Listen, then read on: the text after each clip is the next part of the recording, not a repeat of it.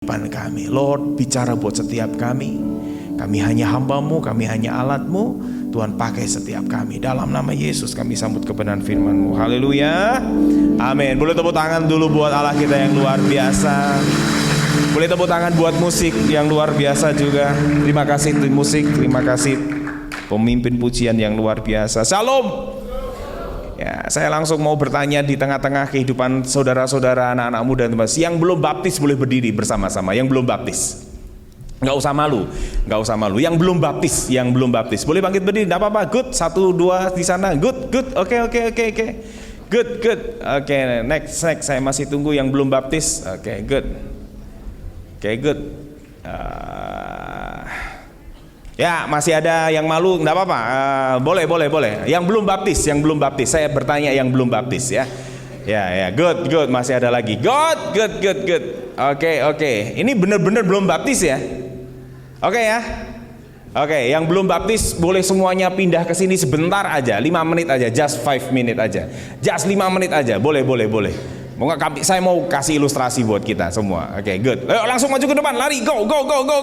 Nah, good. Yang belum baptis, good. Oke, langsung boleh duduk di sana sebab nanti saya mau kasih ilustrasi buat kita semua di sana. Boleh langsung duduk di sana yang belum baptis. Yes, good. That's good. Masih ada? Oh, di sana masih ada. Di sini masih ada. Di depan, ya. Oke, boleh saya ditampilkan slide saya? Oke, kita baca tema kita malam hari ini, hitungan yang ketiga, 1, 2, 3. Sekali lagi, 1, 2, 3. Oke, sekarang semua saudara yang percaya dan sudah mengalami baptisan boleh bangkit berdiri sekarang. Oke. Sekarang lihat kanan kirimu dan berkata, benar nggak kamu sudah dibaptis gitu? Sebab saya meragukan.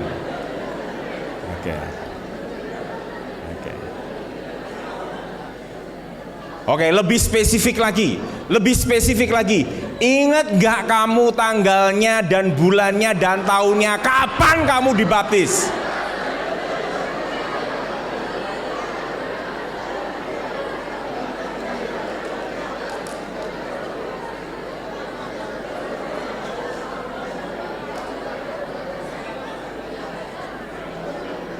Oke, yang lupa tanggal baptisannya boleh lihat tangannya terangkat ke atas. Malam hari ini saya katakan bertobatlah dan baptislah ulang. Boleh duduk kembali. Oke, good. Saya dibaptis 16 Juli tahun 1995. Saya mencatat itu karena saya ingat betul ketika saya mau dibaptis, saya benar-benar ada pertentangan yang hebat, yang luar biasa, sampai sekian banyak anggota gereja datang ke rumah dan memastikan bahwa saya tidak pergi ke gereja itu untuk ditenggelamkan gitu.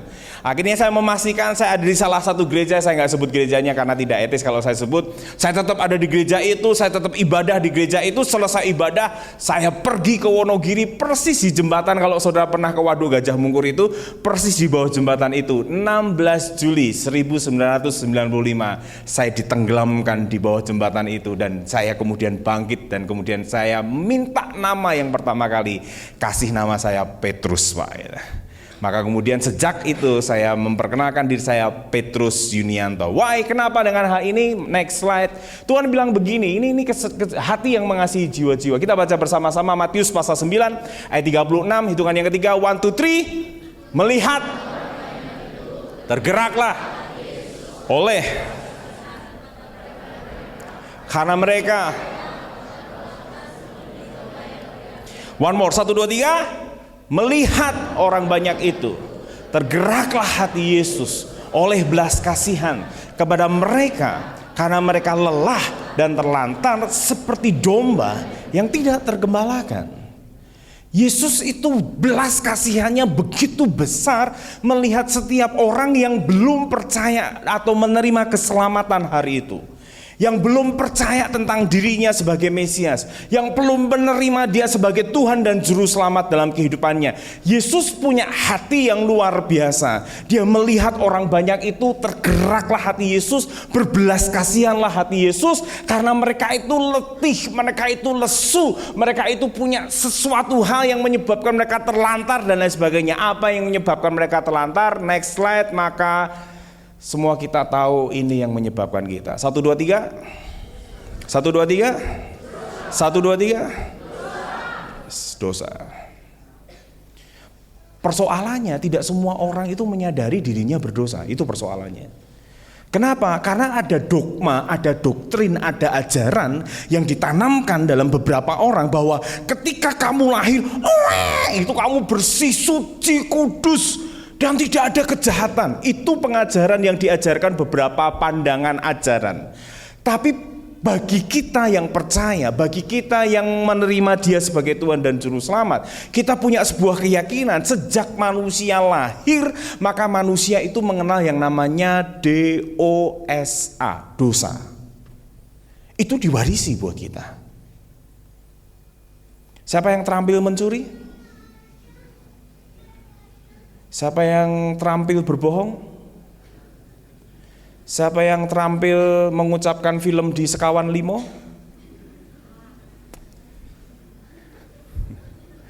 Dari tank itu, Sekawan Limo itu film maksudnya.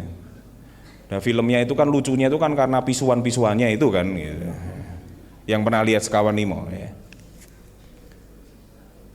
Kalau begitu saya balik. Siapa yang tidak pernah berbuat dosa? Siapa yang pernah berbuat dosa? Ulang. Siapa yang tidak pernah berbuat dosa? Siapa yang pernah berbuat dosa? Siapa yang ngajari saudara berdosa?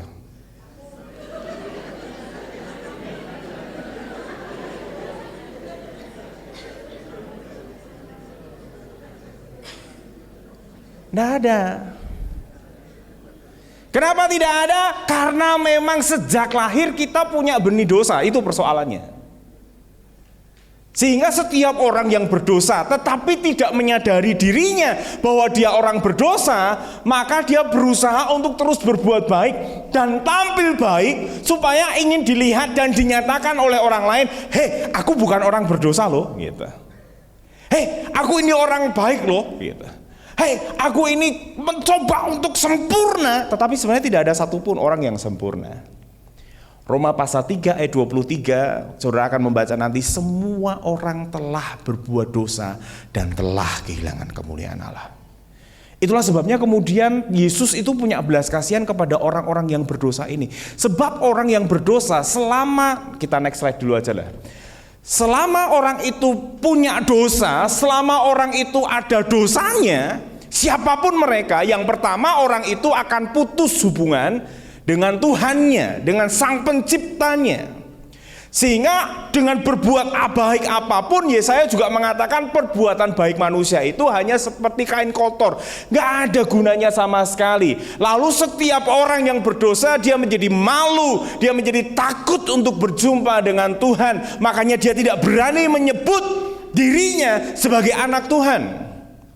Hanya orang Kristen, hanya saudara yang tadi sudah menerima Yesus Kristus Tuhan dengan ditandai dibaptis, maka Yohanes pasal yang pertama ayat yang ke-12 mengatakan kepada kita, setiap orang yang percaya kepadanya diberi kuasa untuk menjadi anak-anak Allah. Sentuh kanan kirimu, hei, bukankah kamu pangeran dan putri-putrinya Allah? Ya, sentuh kanan kirimu.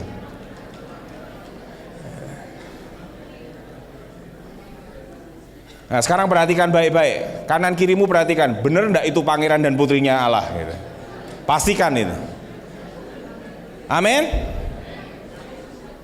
Yang berikutnya, putus hubungan antara manusia dan sesama dan juga dengan alam. Mereka saling menyalahkan satu dengan yang lain. Yang lebih parah dari semuanya itu, dosa akan dikuasai atau memperbudak diri seseorang, sehingga manusia ini ingin berbuat dosa dan dosa dan dosa dan dosa sampai di titik tertentu Tuhan itu merasa menyesal menciptakan manusia. Kemudian dibikinlah bahtera lewat Nuh.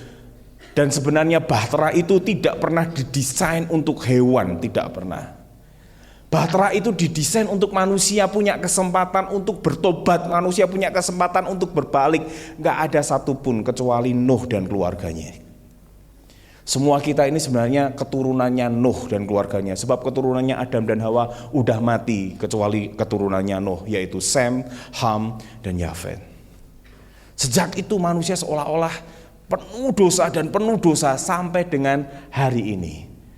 Tapi dampaknya yang lebih parah adalah manusia terkena murka Allah. Yang Kristen, masih Kristen? Yang Kristen baru Yesus datang untuk menanggung murka Allah atas manusia itu pada dirinya sendiri. Maka Yesus mati di atas kayu salib. Dia selesaikan dosa. Yang dibaptis, yang percaya Yesus. Yakinkah saudara bahwa saudara bisa tidak berbuat dosa?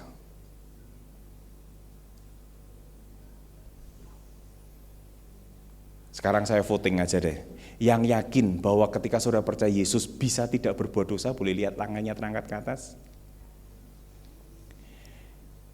Yang tidak yakin boleh lihat tangannya terangkat. Yang tidak tahu bahasa saya boleh saya kasih tahu. Biar saya jelaskan gitu. Ulang. Yang baptis ini loh, yang belum dibaptis itu cuma barisan sini tok loh. Ya kan? Yang sana kan sudah dibaptis semua kan? Sudah terima Yesus dong? Sudah? Saudara kan terima Yesus. Bisa enggak saudara tidak berbuat dosa? Yang bisa angkat tangan. Good, thank you, saya hargai. Sekalipun satu standing alone enggak apa-apa saudara. Yang enggak bisa angkat tangan.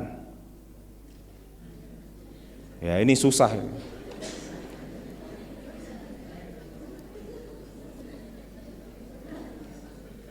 Oh, yang nggak bisa tadi boleh lihat tangannya terangkat. Yang nggak bisa kita nggak bisa untuk tidak berbuat dosa, nggak bisa. Artinya kita terus berbuat dosa terus. Gitu ya. Oh, dua paling belakang, maju cepet sini. Cepet-cepetan.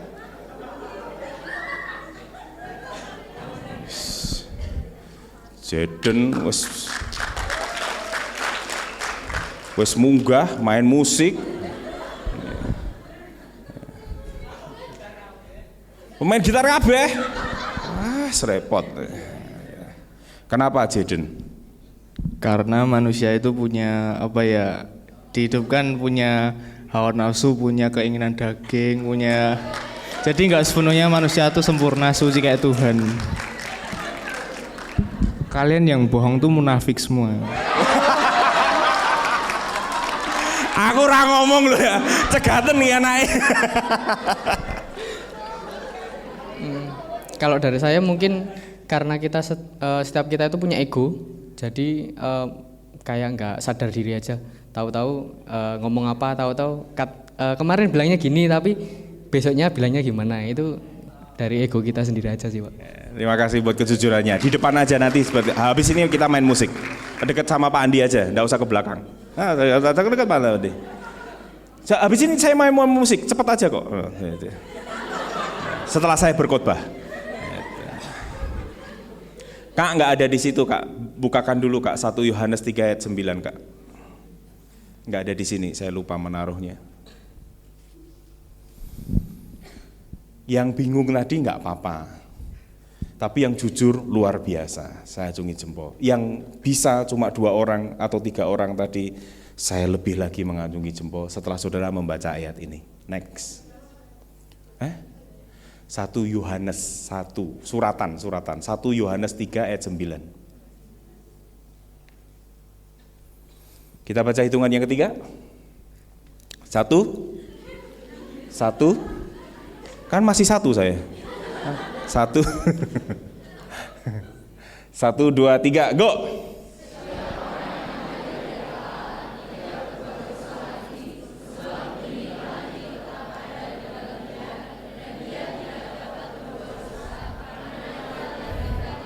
One more, 1, 2, 3.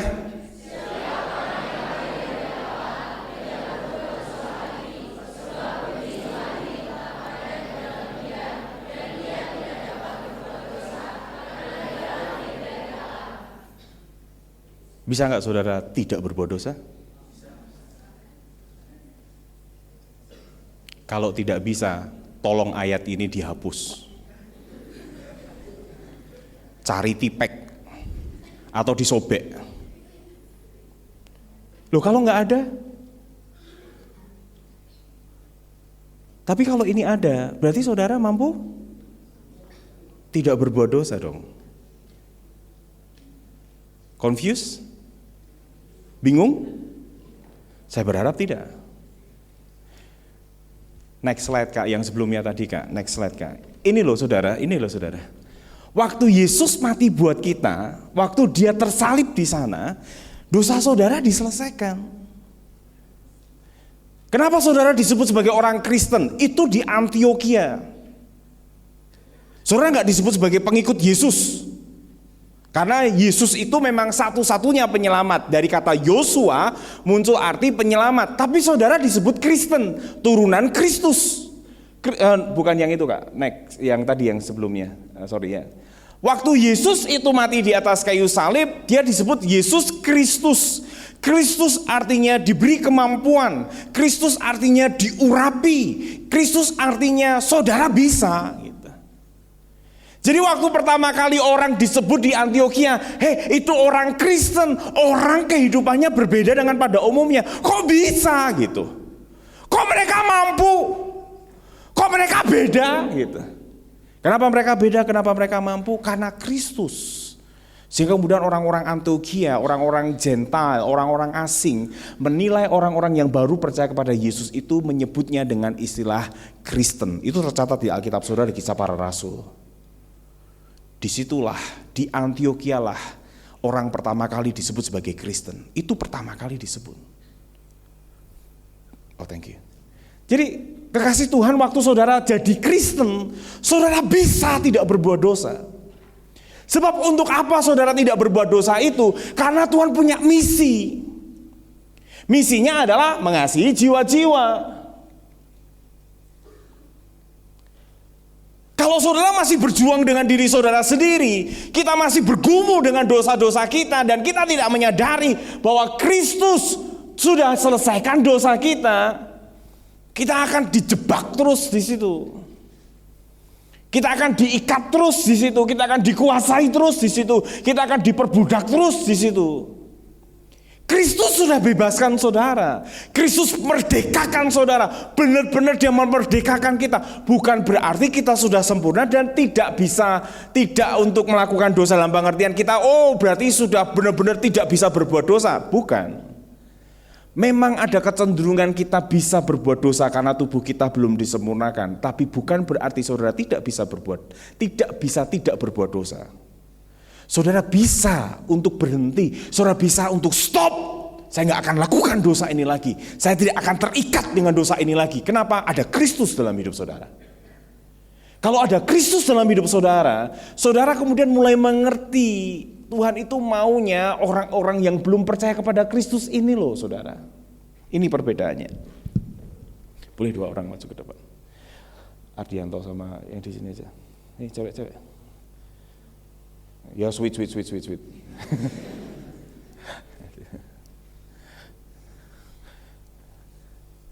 Ini belum percaya Yesus, ini sudah percaya Yesus. Kalau dia belum percaya Yesus, mau dia berbuat baik apapun, dia jatuh dosa. Dia bangkit berdiri, mau berbuat lagi, jatuh dosa lagi dia. Bangkit berdiri lagi, rapopo mahasiswaku. Lalu dosa lagi, brok. Tapi kalau Kristen, bukankah Alkitab kita mengatakan Tuhan menetapkan langkah-langkah orang, apabila ia jatuh, nggak sampai tergeletak, sebab tangan Tuhan menopangnya. Dia bisa dia berbuat baik lagi. Kalau dia yang belum percaya Yesus, seumur hidupnya mau bangkit lagi, jatuh lagi. Mau bangkit lagi, jatuh lagi. Gak kasihan tak sama orang-orang seperti ini? Halo? Inilah yang dilihat Yesus, hidup orang yang berdosa itu capek, letih, lelah. Isinya cuma rasa bersalah terus gitu. Sehingga dia tidak akan bangun-bangun sebelum dia ketemu dengan Yesus. Baru dia bisa berdiri seperti orang yang sudah menerima Yesus itu. Tepuk tangan buat teman-teman kita. Thank you. Yang lebih parahnya masalahnya adalah upah dosa itu maut. Kematian kekal, terpisah dengan Allah bukan untuk 1 bulan, 2 bulan, 3 bulan, tapi untuk selama-lamanya. That's why kemudian yang perlu kita ketahui, setiap kita yang sudah dimerdekakan dalam Kristus, kita telah dimerdekakan.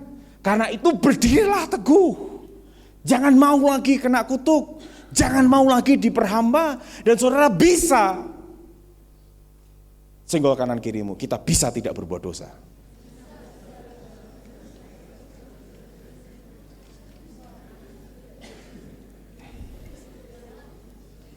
Kita baca ayat ini bersama-sama. Ini yang kemudian menjadi poin penting. 3 hal kemudian saya akhiri khotbah saya dengan hati Tuhan itu penuh dengan belas kasihan. Saya nanti minta yang belum baptis nanti maju ke depan di sini, bukan untuk dibaptis, percayalah. Gitu. Tapi saya kasih ilustrasi yang paling buat kita semua. Matius pasal 9 ayat 13, hitungan yang ketiga kita baca 1, 2, 3, pergilah.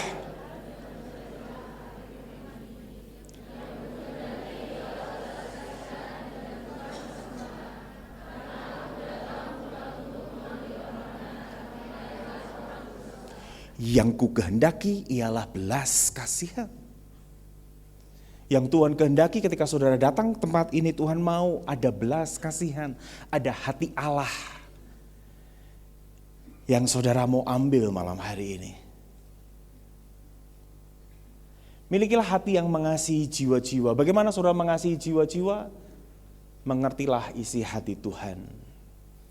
Ajari aku mengerti perasaanmu, mengerti detak jantungmu. Biarkan keintiman hanya denganmu sampai ku dapati seirama. Saudara waktu bisa memutuskan untuk stop berbuat dosa, meskipun ada keinginan dan bisa jatuh dalam dosa, tapi saudara tidak sampai tergeletak, saudara bisa bangkit kembali. Tuhan mau utus saudara pergi. Jangan tinggal di rumah, jangan tinggal di lingkungan yang nyaman. Tuhan mau saudara mengenal isi hatinya. Yang Yesus tadi lo mau, ini lo Yesus. Yesus itu naruh belas kasihan. Yesus itu nangis buat orang-orang yang belum terima Tuhan. Itu yang dia mau. Bagaimana saudara mengetahui isi hatinya? Nempellah sama Tuhan, saudara akan ngerti isi hatinya. Nempellah, dekatlah dengan Tuhan, sentuh tangannya dia, sentuh hatinya dia, tempelkan telingamu ke dalam detak jantungnya, saudara akan tahu persis bahwa detak jantungnya Tuhan itu adalah jiwa-jiwa. Itulah sebabnya firman Tuhan mengatakan begini, Tuhan sabar terhadap kamu karena Ia menghendaki supaya jangan ada yang binasa, melainkan supaya semua orang berbalik dan bertobat. Semua. Tuhan mau itu. Cuma Tuhan gak bisa kerja sendiri. Tuhan mau pakai kita. Waktu saudara detak jantungnya saudara dengar, saudara hanya pasti menangisi jiwa-jiwa. Itu pasti. Lihat temanmu yang belum percaya Yesus, lihat temanmu yang sakit, lihat temanmu yang belum percaya Dia, saudara akan minimal ceritakan Injil Tuhan buat mereka. Karena itu jiwanya.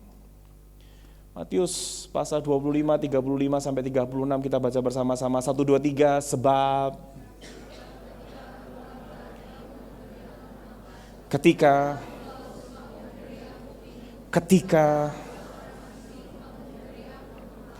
ketika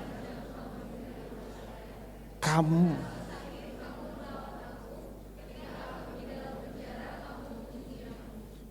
milikilah hati untuk jiwa-jiwa dari sekarang. Lihat sekeliling, ini bukan saatnya lu gue, ini bukan saatnya gue lulu, no. Kalau sungguh saudara sudah dibaptis, Sungguh saudara akan menangisi jiwa-jiwa. Saya dibaptis tuh baru kelas 3 SMP. 16 Juli itu. Saya mau naik kelas SMA. Waktu saya naik kelas SMA itu, saya ngerti betul teman-teman saya yang kacau, teman-teman saya yang belum percaya. Saya injili mereka, saya bikin persekutuan, dan itu tercatat di Wonogiri. Saya bikin persekutuan Paskah se-Wonogiri waktu itu. Saya buat itu. Kenapa? Hati saya tahu, hati saya rindu untuk orang-orang itu ketemu dengan Tuhan. Dan ketika saudara melakukan ini, saudara sedang melakukannya untuk Tuhan. Dan ini yang terakhir yang saudara harus tahu, karena sesaklah pintu dan sempitlah jalan yang menuju kepada kehidupan dan sedikit orang yang mendapatinya. Sekarang yang belum dibaptis boleh maju ke depan. Ini terakhir, paling terakhir yang belum dibaptis.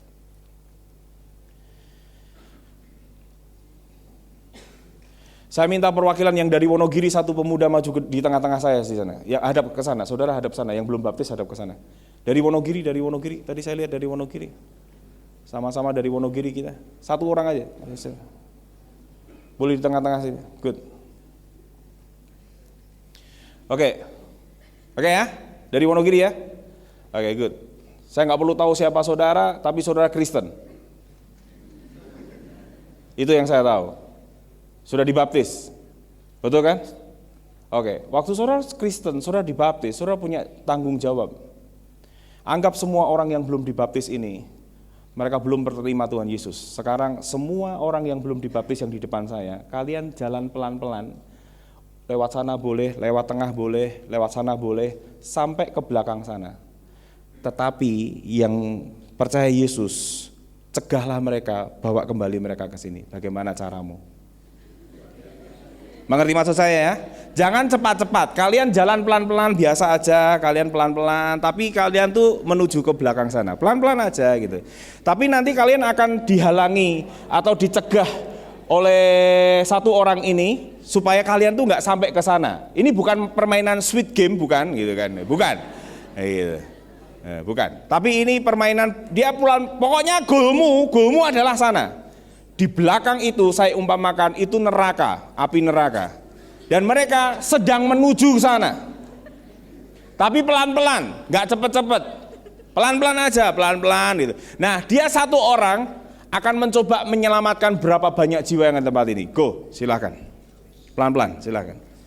Silakan bertindak dari Wonogiri, cegah mereka. Jangan lari, kasihan mereka. Jangan lari. Weh, ini bukan Squid Game. Cegahlah.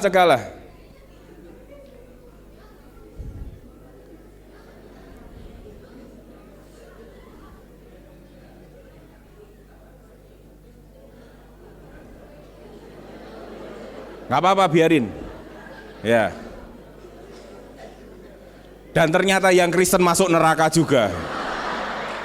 Itu ending yang baik dan epic sekali. Sekarang ulangi. Yang belum baptis ke sini. Kasihan yang Kristen sudah masuk neraka. Ulang.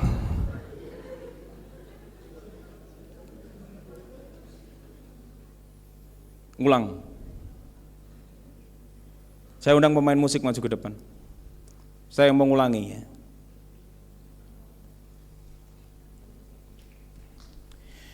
Inilah fakta yang di luar sana. Belum selesai. Belum selesai. Saya hanya berkata inilah fakta di luar sana. Padahal yang dibaptis banyak sekali loh. Gak ada satupun yang menolong orang satu itu untuk menyelamatkan jiwa. Heran saya. Sampai ditertawain, syukur kok yang bener rokok juga. Heran saya. Loh katanya sudah dibaptis semua loh. Gak ada yang peduli ini masuk neraka. Sekarang tetap kamu berjuang sendiri sampai seberapa peduli mereka menyelamatkan dan membawa mereka ke sini. Tetapi berjuanglah sendiri. Sekarang boleh pelan-pelan. Ini bukan sweet game ya. Jangan lari, pelan-pelan. Silakan go. Silakan. Itu neraka itu. Belakang itu neraka. Silakan. Loh, kamu tetap ke neraka, kamu tetap jalan pelan-pelan. Terus jalan. Kamu belum terima Yesus tuh masuk neraka gitu.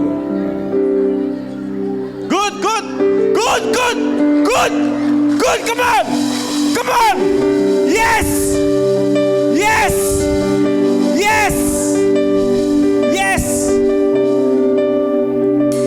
Jangan pernah berhenti. Tujuanmu di belakang sana.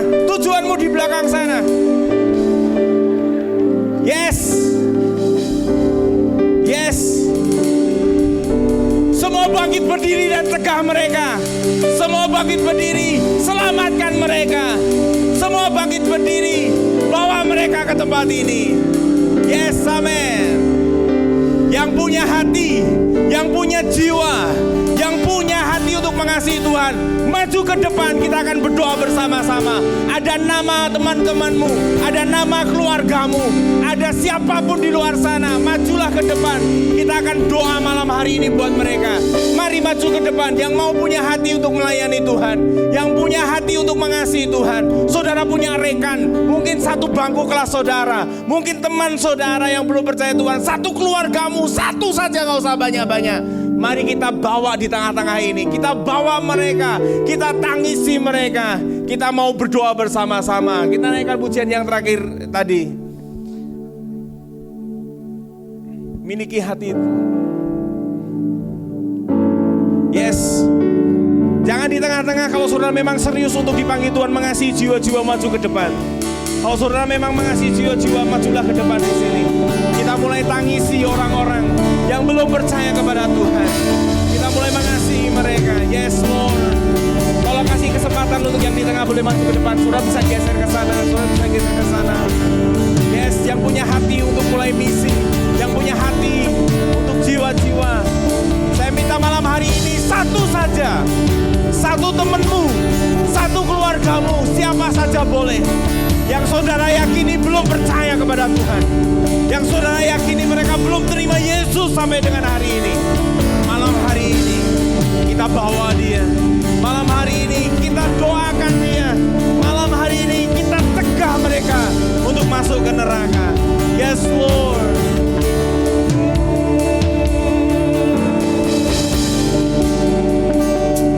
Terima kasih Tuhan. Terima kasih Yesus. Terima kasih Tuhan. Mari kita boleh menyembah Tuhan dan mulai membawa orang-orang itu kepada Tuhan. Haleluya.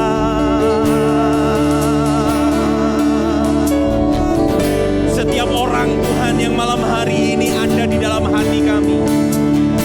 Setiap orang yang malam hari ini ada di hati dan pikiran kami. Kami mau bawa kepadamu ya Tuhan. Kami mau tangisi mereka untuk Engkau ya Tuhan. Untuk diselamatkan, untuk ditebus, untuk mengenal pribadi-Mu.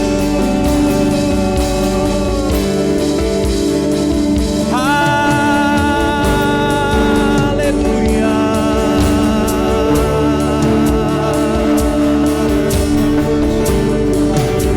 Tuhan, selamatkan orang-orang yang ada di hati kami Tuhan. Selamatkan saudaraku, selamatkan teman satu bangkuku, selamatkan tetanggaku, selamatkan orang-orang di sekitarku yang belum percaya kepada Engkau ya Tuhan. Haleluya.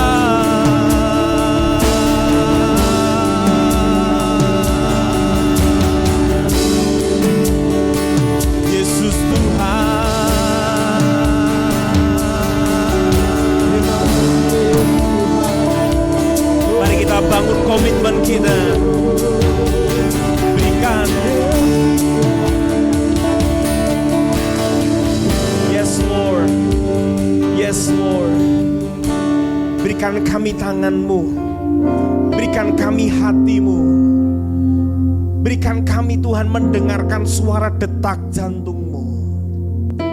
Berikan kami hati-Mu ya Tuhan. Mari malam hari ini kita bangun komitmen kita untuk kita katakan kepada Tuhan, Tuhan kami siap.